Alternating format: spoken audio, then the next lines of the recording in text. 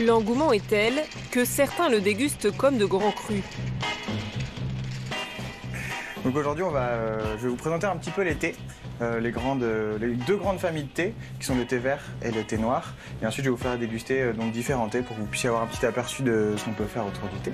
Ici, dans le centre de Paris, nous ne sommes pas dans un salon de thé, mais dans un bar à thé. Derrière le comptoir, ce groupe de clients vient apprendre à mieux déguster cette ancestrale boisson chaude. Il faut vraiment que vous utilisiez tous vos sens pour bien vous faire une idée du thé. Donc la première chose que vous pouvez faire, c'est de regarder la couleur de la liqueur, la couleur du thé. Hop. Alors je vais vous donner. Pour le vin finalement. Ouais, exactement. En fait, c'est assez similaire. On fait souvent des comparaisons entre le vin et le thé, et c'est à juste titre. Couleur, odeur, goût.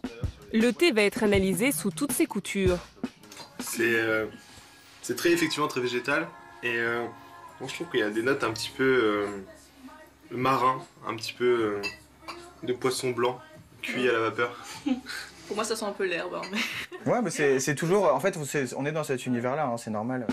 Ils leur vantent les saveurs de cette boisson, mais aussi une autre qualité qui pourrait les rendre encore plus addicts. Il y a énormément de ce qu'on appelle des antioxydants.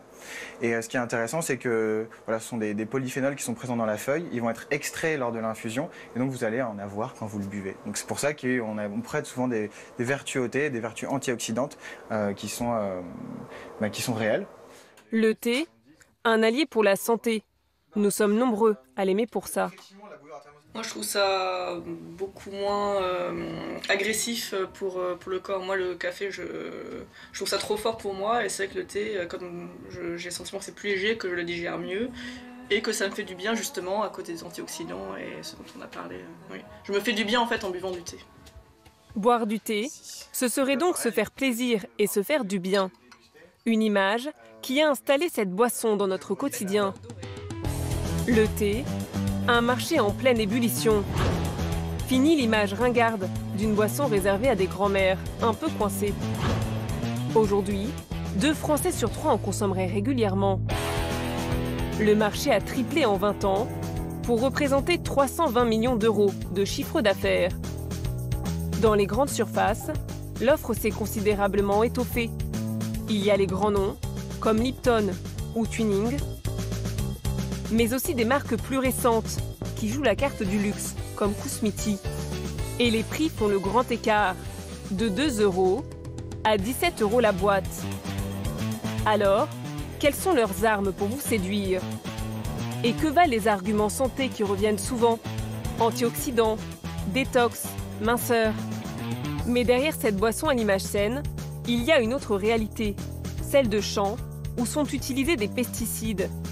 Alors, pouvons-nous les retrouver au fond de nos tasses?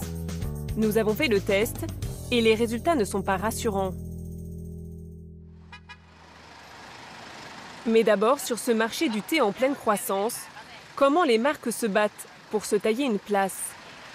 Aujourd'hui, dans ce supermarché parisien, l'une d'elles est à l'offensive. Bonjour, je peux vous faire déguster? C'est le thé vert à la menthe de chez Kousmiti. Vous connaissez? Ah, English?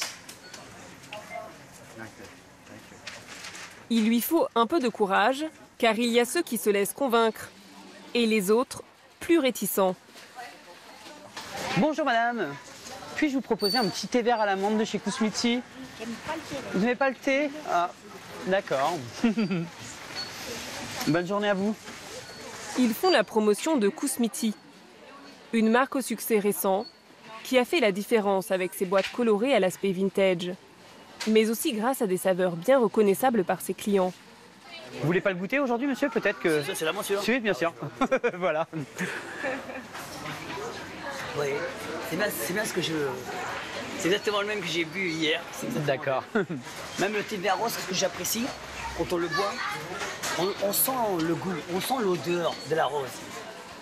Cette marque, c'est l'histoire d'un coup marketing mené d'une main de maître. À l'origine, il y a Kousmiti, qui appartenait à un russe Pavel Kousmitchov. Des thés dont les tsars raffolaient, paraît-il. Pendant la Révolution russe, l'entreprise fuit en Europe, et notamment à Paris, où une unique boutique végète pendant des dizaines d'années.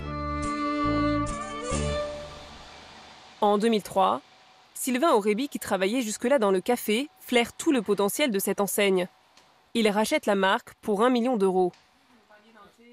Et pour la rendre séduisante auprès des Français, il s'appuie sur ces belles boîtes à l'ancienne. Je vous montre à nouveau le logo de la marque parce qu'il a été dessiné par le fondateur, Pavel Kousmitchov. Et quand on regarde bien, on voit Saint-Pétersbourg, on voit la cathédrale Saint-Isaac, on voit la statue équestre de Pierre le Grand. Il y avait une histoire formidable. On a gardé ce logo évidemment tel quel. Et c'est ça, véritablement, à la fois le produit et le packaging qui m'a séduit immédiatement. Il mise sur cette image pour partir à la conquête d'une nouvelle clientèle, notamment les jeunes. En 15 ans, la marque passe de 1 million à 80 millions d'euros de chiffre d'affaires. Grâce à ces jolies boîtes, mais aussi en proposant une soixantaine de saveurs, comme s'il s'agissait presque de confiserie. C'est ici, à 30 minutes du Havre, que tout se joue. 6 millions de boîtes et 50 millions de sachets sortent d'ici chaque année. Première surprise, quand vous achetez du thé, souvent vous n'achetez pas une variété spécifique, mais une recette qui contient toutes sortes d'ingrédients. Bonjour David. Et dont est responsable Sébastien Duhaut. Ce matin, il lance la production d'une des saveurs qui a fait le succès de l'enseigne. Elle est baptisée Anastasia, en hommage à la célèbre princesse russe. À la base, il y a un mélange venant de 3 pays. C'est une base de thé qui vient du Ceylan, du Sri Lanka. Nous avons aussi du Kimoun, du Chine et une base de thé noir qui est de différentes origines de thé. David, tu peux charger le thé? Ces 3 thés sont versés directement dans cette cuve. C'est comme une recette de cuisine.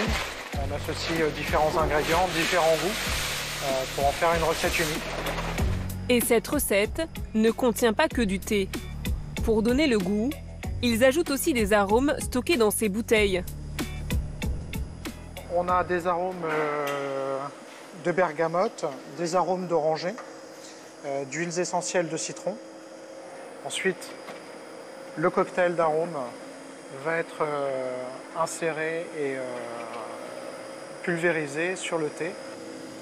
Le tout va être mélangé dans cette grande cuve pendant 20 minutes. Et à la sortie... Voilà, c'est le mélange d'Anastasia qui a été aromatisé. Voilà, on voit qu'il est encore tout humide. On va le laisser se reposer pendant 48 heures, que les arômes s'imprègnent bien dans les feuilles de thé. Chacun de leurs thés a un goût très précis qui ne doit pas varier sous peine de décevoir le consommateur. Un processus industriel soigneusement vérifié. C'est la mission de Jackie Bécaud, qui teste chaque jour des échantillons. Voilà. Alors, on a quoi aujourd'hui à goûter? On va goûter du coup du bébé détox, de l'Anastasia et du thé vert à la menthe. Ok. Il est épaulé par 2 salariés du service qualité qui vont jouer les critiques culinaires. Et on va attendre un petit peu pour avoir 3 minutes le thé vert. Et voilà le verdict pour un autre de leurs best-sellers, le bébé détox.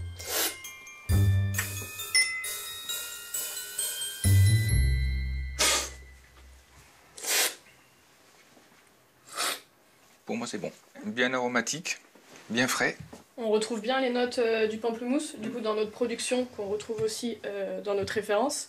On a la saveur sucrée en fin du coup, apportée du coup par la vanille, et on a bien la gourmandise et la rondeur en bouche de notre bébé détox actuel.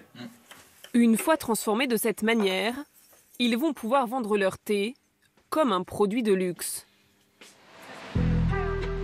En France, il est commercialisé dans 55 boutiques comme celle-ci, qui ressemblent à des magasins de cosmétiques et où l'on parle comme dans un restaurant étoilé. Monsieur, je me permets de vous proposer une petite dégustation. Merci. C'est le thé blanc Alain Ducasse, rosé framboise, en partenariat avec Pousse Midi. Très bien. Les boîtes colorées sont vendues 14 € en moyenne pour 125 grammes, soit 112 € le kilo. Mais la formule commerciale fonctionne bien.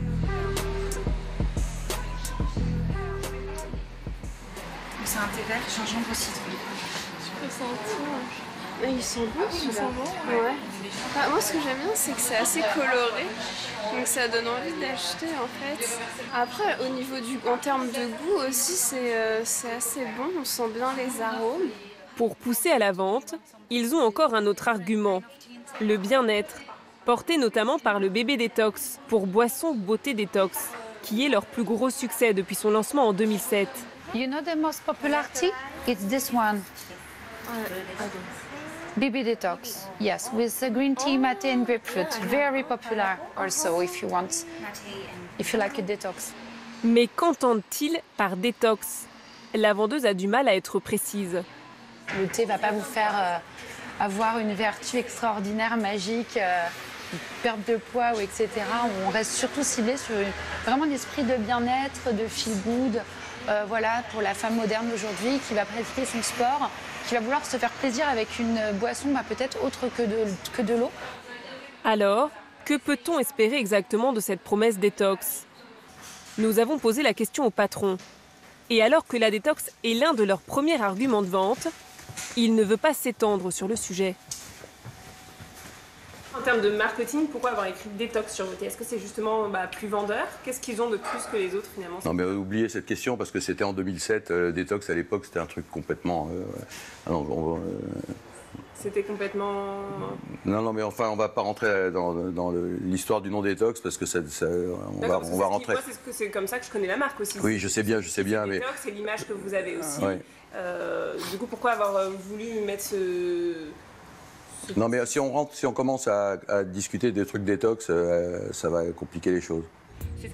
Alors, qu'est-ce qui est compliqué avec cette promesse détox? En théorie, la détox permettrait au corps de se débarrasser de certaines toxines. Une notion très à la mode, dont se sont emparées de nombreuses marques de thé, dont les promesses ne seraient pas toujours suivies d'effets. Explication avec cette nutritionniste. Vanessa Gouillot.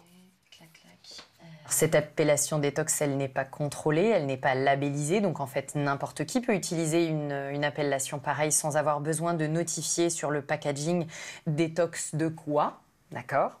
Ce n'est pas un terme qui a besoin d'une justification. Et selon elle, les 2 produits détox de notre marque de thé n'auraient pas d'effet. Là on a du maté, du thé vert, la citronnelle et la graine de cynorrhodon n'ont pas de vertu détoxifiante ni sur le plan du foie, ni sur l'estomac, ni... Voilà. Même constat à l'entendre sur le 2e thé. Le pamplemousse, on sait que les extraits de pépins de pamplemousse peuvent permettre certaines détox, mais là, il ne s'agit que d'un arôme et non pas ni de la graine, ni d'une vertu de la plante. Donc pour moi, ces 2 produits-là, ils n'ont de détox que le nom pour le marketing. Malgré ça, le thé reste une boisson hydratante qui permet donc d'éliminer. Mais une autre question se pose, et elle concerne la plupart des marques de thé.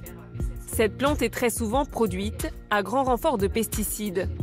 Alors au final, buvons-nous ces produits chimiques? Le thé est cultivé à l'autre bout du monde. Les premiers pays producteurs sont dans l'ordre la Chine, l'Inde, le Kenya, puis le Sri Lanka. C'est sur cette île que nous sommes allés enquêter au sud de la capitale Colombo, dans la région de Kalawana. Ici, le thé représente l'une des principales ressources du pays, après le tourisme. Cultivé dans des immenses domaines privés comme celui-ci, des régions qui paraissent hors du temps, et où les plantations appartiennent à de riches propriétaires terriens, comme Pani Dias. Ah. Right. Très bien. Ok. Une exploitation acquise par ses grands-parents dans les années 40. Ici, sur 140 hectares, sa plantation de cannelle, de caoutchouc, de noix de coco, mais aussi de thé, qu'il vend dans le monde entier. J'ai toujours voulu avoir ma propre exploitation. J'aime l'agriculture. J'ai ça dans le sang. J'ai hérité de ça de mon père et de mon grand-père. Comment organise-t-il la production? 50 personnes travaillent dans les champs. En majorité des femmes, qui doivent récolter 22 kilos de thé par jour pour gagner l'équivalent de 200 € par mois. Tu peux cueillir ces feuilles. Cueille-les jusqu'à ce niveau. Est-ce que celles-ci peuvent être récoltées? On peut prendre celle-ci après. Ces cueilleuses ne récoltent que les feuilles les plus jeunes au sommet de l'arbuste, là où la sève est la plus concentrée. C'est ce qui donnera une saveur plus subtile au thé. Et l'une des préoccupations de Pani Dias, c'est de maintenir un bon niveau de production.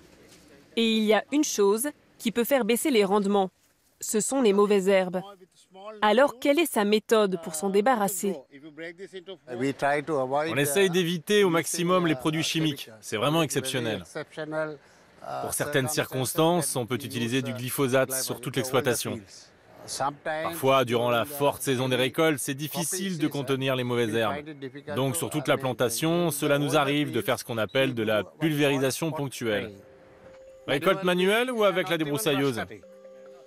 Récolte manuelle, ok. Au moment de notre tournage, il ne le fait pas, mais plusieurs fois dans l'année, il sort les grands moyens. Du glyphosate, que les cultivateurs de thé ont désormais le droit d'utiliser, alors qu'il est interdit pour les autres cultures de l'île. Mais aussi d'autres pesticides, pour la plupart des herbicides, comme par exemple du duron. Dans cette base de données américaine, il est référencé comme étant une substance nocive suspectée de provoquer le cancer et des dommages sur certains organes après une exposition prolongée. Il y a aussi des bouteilles d'oxyfluorphène, elles aussi classées par l'Agence nationale de sécurité sanitaire comme substances susceptibles de provoquer le cancer. Des produits qui seraient dangereux pour la santé et qui doivent être manipulés avec précaution par les ouvriers agricoles. Ils peuvent avoir des difficultés respiratoires s'ils pulvérisent des herbicides sans masque.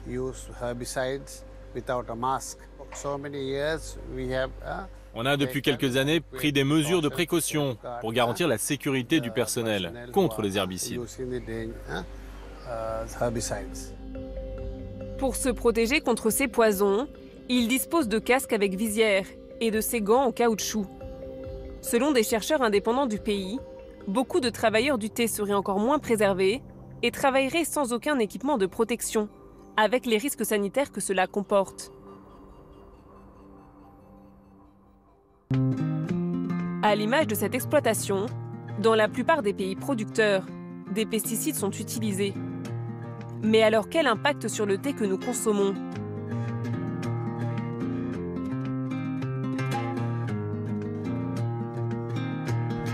Ici, dans son usine, Pani Dias produit chaque année 35 000 tonnes de thé.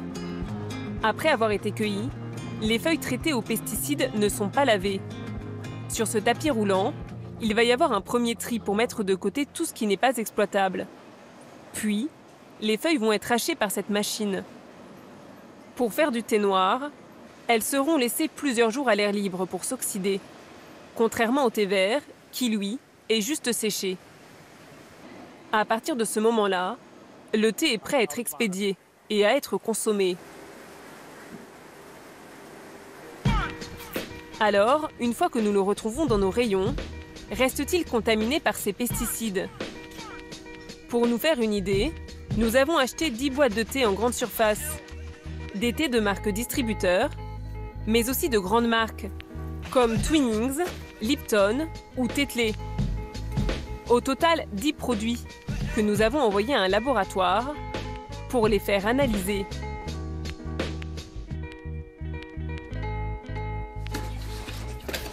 Une semaine plus tard, les résultats tombent. Pour les décrypter, nous avons fait appel à Génération Future, une association spécialisée dans la lutte contre les pesticides. Bonjour. Merci. François Veilleret en est le président. Dans le cadre de son action, il a commandé ses études en partenariat avec nous et les résultats sont édifiants. Sur les 10 produits analysés, 2 seulement sont exemptes de pesticides. Et les 8 autres ont tous des résidus de pesticides. Attention, ce n'est pas illégal, car aucun ne dépasse le seuil autorisé par l'Europe. Cependant, certaines marques contiennent plusieurs substances chimiques différentes. Selon François Veyrette, ce ne serait pas anodin pour notre santé. Il y a un effet cocktail, quand vous avez il y a un échantillon, je crois, avec 11 résidus de pesticides, vous avez un cocktail dans le sachet. Anthraquinone, bifentrine, chlorphénapyr, cypémétrine, des dizaines d'insecticides pour la plupart. Alors bien sûr, les quantités de produits sont faibles parce que dans un sachet de thé ou une dose de thé à 2 grammes, voilà, il va passer beaucoup de produits, mais ça fait quand même des traces d'un produit cancérogène qui viennent, ou perturbateurs endocriniens, il y en a un certain nombre qui sont suspectés de l'être, qui viennent s'ajouter à d'autres traces dans d'autres aliments, fruits, légumes ou céréales. Parmi les thés qui contiennent des résidus de pesticides, il y a cette marque haut de gamme que nous avons suivie. Encore une fois, même s'ils sont dans la légalité, l'un de leurs échantillons analysés contient 11 pesticides différents. Le PDG Sylvain Aurébi renvoie la responsabilité aux producteurs. Pour tout ce qui n'est pas bio, on utilise des engrais et des pesticides. Dans tous les produits qui ne sont pas bio, c'est la base. Il ne faut pas oublier que les producteurs de thé sont en Chine, en Inde, à Ceylan, au Japon, et que ça dépend d'eux. C'est-à-dire que ce n'est pas nos agriculteurs français à qui on peut dire « tiens, on va te subventionner pour que tu fasses un produit bio ». Il faut expliquer aux Chinois et aux autres comment passer au bio. C'est long, pour eux c'est coûteux, et puis il n'y a pas toujours la volonté de leur côté de faire ça. Donc notre objectif, il est clair, c'est de passer petit à petit au bio et de finir avec 100% de bio dans les thés Kousmi. Nous avons sollicité les autres marques du test. Elles assurent toujours rester conformes à la réglementation européenne. Au niveau mondial, la production de thé biologique est encore marginale. Seulement 1% de la production planétaire.